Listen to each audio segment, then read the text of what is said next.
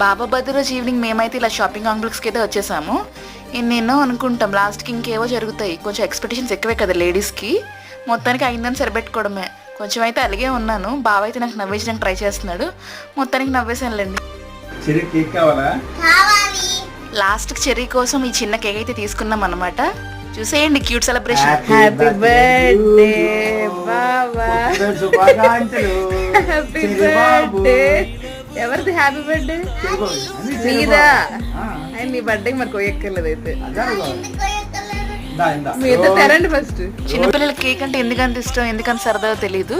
దగ్గు వస్తుందని చెప్పిన వాడైతే వినలేదు. సో వాడి కోసమనే తీసుకున్నాము ప్రత్యేకించి. సో అందుకనే చిన్న కేక్ సరిపోద్దని అదే తీసుకున్నాము. మొత్తానికి వాడే కోసేసాడు. వాడి బర్త్డే అంట. ఇలా సింపుల్ గా క్యూట్ గా మేము ఫ్యామిలీతో ఇలా సెలబ్రేట్ చేసుకున్నాము. చెరీ బర్త్డే గ్రాండ్ గా చేసుకుందాంలే, మనం పెద్ద అయిపోయాం కదా అనిపిస్తుంది. మంది పేరెంట్స్ కి పిల్లలు పుట్టేకి ఇలా అనిపిస్తుంది. మీకు సేమ్ ఫీలింగా? Like and subscribe.